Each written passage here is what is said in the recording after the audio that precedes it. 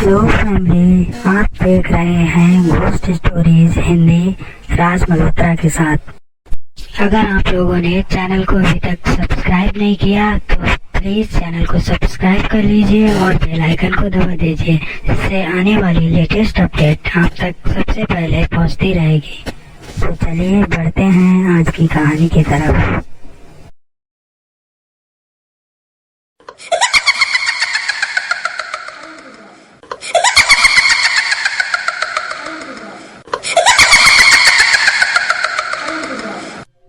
दरअसल हम लोग गांव के रहने वाले हैं और गांव के लोग काफी निडर और बहादुर होते हैं। और आज से 50 साल पहले मेरे दादाजी काफी जवान थे। वो एक गांव से दूसरे गांव अकेले ही पैदल चले जाते थे, चाहे दिन हो या रात। उन्हें बिल्कुल भी डर नहीं लगता था। लेकिन जब भी वो कहीं जाते थे तो हमेशा वो अपने साथ एक लाठी रखते थे, अपनी सुरक्षा के लिए। उन्हें लाठी चलाना बहुत अच्छे से आता था।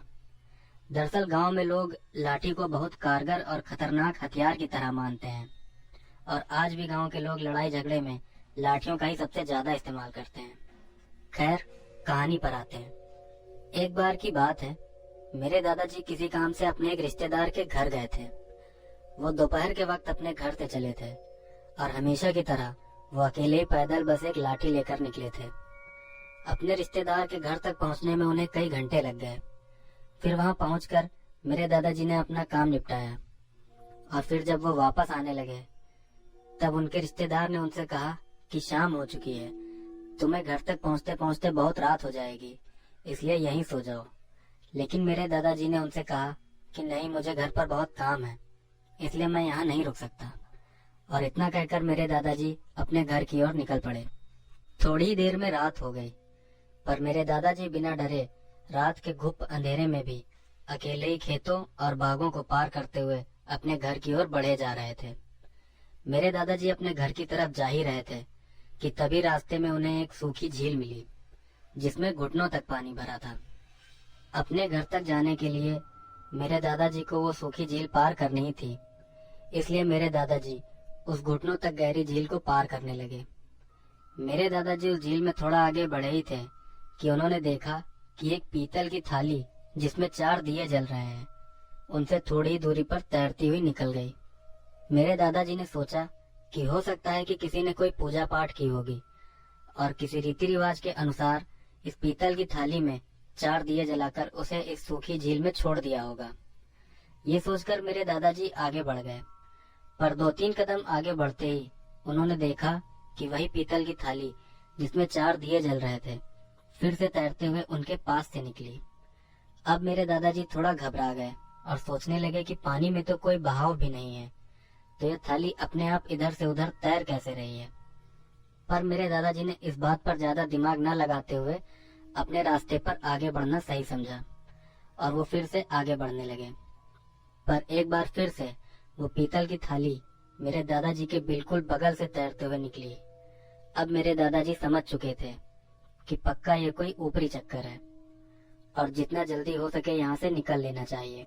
फिर मेरे दादाजी काफी तेजी से आगे बढ़ने लगे, पर अब की बार वो पीतल की थाली जिसमें 4 दिए जल रहे थे मेरे दादाजी के बिल्कुल सामने आकर रुक गई।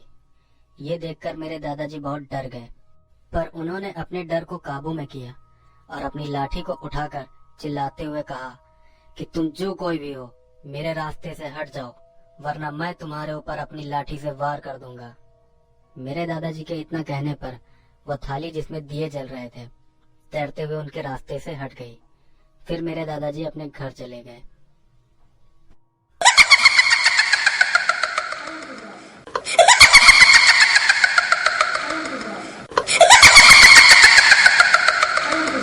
दूसरी घटना। दोस्तों, दूसरी घटना जो मैं आपको बताने जा रहा हूँ वो मुझे मेरे एक दोस्त ने बताई थी और ये घटना मेरे दोस्त के गांव में ही घटी थी। मेरे दोस्त का गांव उत्तर प्रदेश राज्य के पीलीभीत जिले में पड़ता है। दोस्तों, मैं आपको अपने उस दोस्त का नाम नहीं बता सकता, इसलिए मैं आपको आगे की कहानी एक काल्पनिक नाम लेकर सुनाऊंगा।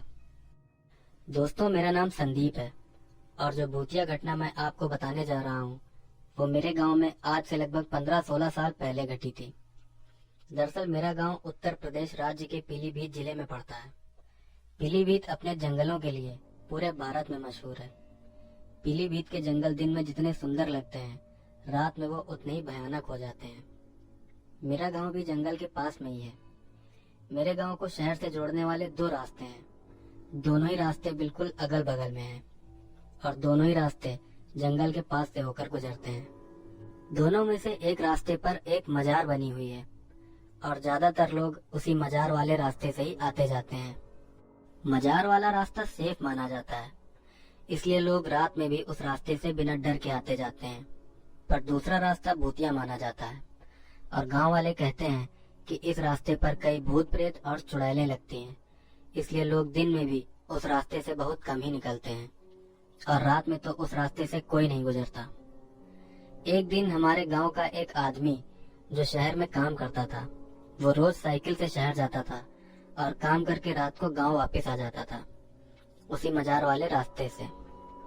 एक बार वो आदमी रात को शहर से गांव में अपने घर आ रहा था, लेकिन गलती से वो मजार वाले रास्ते की जगह दूसरे रास्ते पर चला गया। वो आदमी उस रास्ते पर थोड़ा आगे बढ़ा ही था कि तभी उसे सड़क के किनारे एक पेड़ के नीचे एक औरत बैठी हुई दिखाई दी। उस औरत ने लाल साड़ी पहनी हुई थी और वो औरत उस पेड़ के नीचे बैठकर रो रही थी। उस औरत को देखकर उस आदमी ने अपनी साइकिल रोक दी और सोचने लगा कि इतनी रात को ये औरत यहाँ क्या कर रही है। फिर वो आदमी अपनी साइकिल से उतरकर उस औरत के पास जाने लगा, पर तभी एकदम से उसे याद आया कि आज वो गलत रास्ते पर आ गया है। बस इतना ख्याल दिमाग में आते ही वो आदमी भागते हुए उस मजार के पास जाकर खड़ा हो गया। फिर वो औरत खड़ी हुई और उसने अपना चेहरा उस आदमी की तरफ घुमाया। उस औरत के बाल पूरी तरह से बिखरे हुए थे और उसका चेहरा बहुत ही भयानक था। और तो और उस औरत के दांत और नाखून भी बहुत ही बड़े बड़े थे। ये सब देखकर वो आदमी बहुत डर गया, पर तभी उस औरत ने दूर से ही चिल्लाते हुए कहा कि तेरी किस्मत अच्छी है जो तू बच गया, वरना आज मैं तुझे मारकर खा जाती। इतना बोलने के बाद वो औरत एकदम से गायब हो गई। फिर वो आदमी डरा सहमा सा पूरी रात उसी मजार के पास बैठा रहा। फिर अगले दिन सुबह हो गई और वो अपनी साइकिल उठाकर अपने घर चला गया और रात में घटी सारी बात गांव वालों को बताई।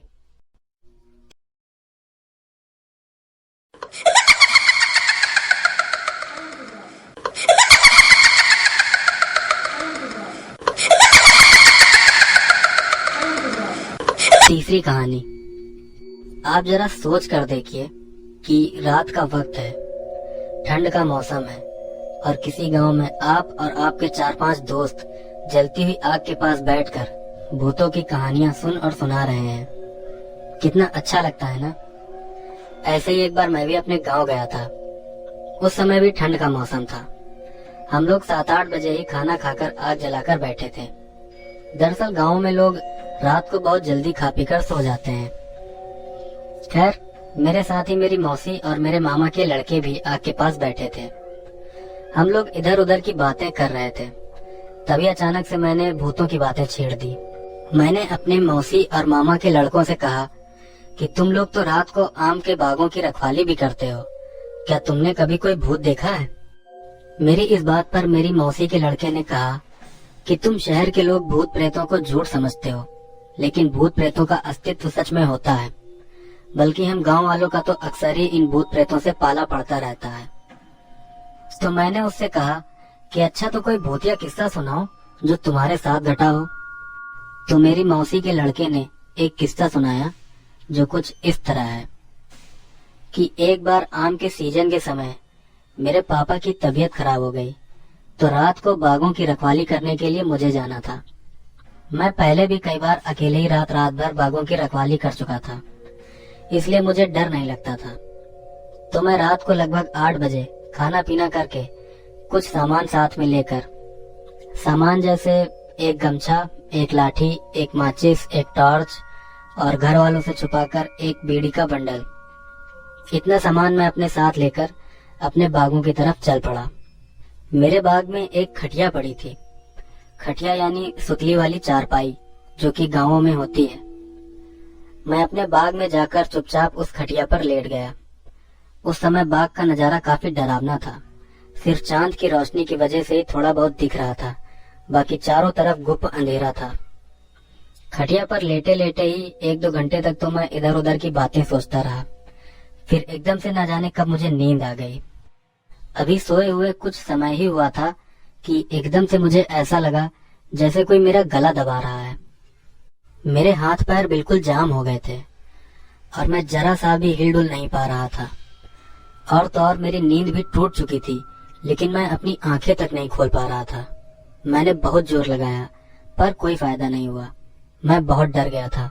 मुझे लगने लगा था कि मैं आज ही मारा जाऊंगा।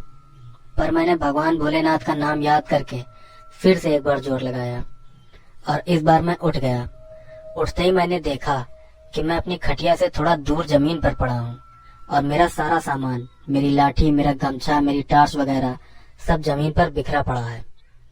और तो और मैंने देखा कि मुझसे थोड़ी दूरी पर एक औरत खड़ी है जिसने सफेद साड़ी पहन रखी है और उसके बाल उसके चेहरे के आगे बिखरे हुए हैं।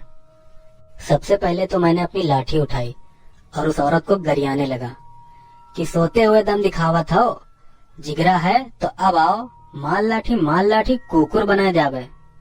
मतलब सोते हुए दम दिखाती हो, हिम्मत है तो अब आओ, लाठी से मार मार के कुत्ता बना देंगे। फिर उस औरत को गरियाते हुए मैं अपना सारा सामान इकट्ठा करने लगा। फिर मैंने आसपास से थोड़ी लकड़ी इकट्ठा की और आग जलाई और एक बीड़ी सुलगाकर उसी आग के पास बैठ गया। तब तक वो औरत न जाने कहाँ गायब हो गई। फिर मैंने पूरी रात उसी आग के पास बिताई और सुबह होते ही मैं अपने घर चला गया। घर जाकर मैंने रात की सारी घटना अपने मम्मी पापा को बताई। मेरी सारी बात सुनकर मेरे पापा ने मुझसे कहा कि कभी भी इन चीजों से डरना नहीं चाहिए, क्योंकि तुम्हारा डर ही इन चीजों को ताकत देता है। खैर, अपनी मौसी के लड़के का ये किस्सा सुनकर मैं सोचने लगा कि एक ये लोग हैं जो अकेले ही सारी रात घने बागों में गुजार देते हैं, वो भी एक लाठी के दम पर, और एक हम हैं जो अगर गांव में हैं तो रात के वक्त अकेले टॉयलेट भी नहीं जा सकते। दोस्तों, ये कहानियां आपको कैसी लगी कमेंट करके जरूर बताइएगा।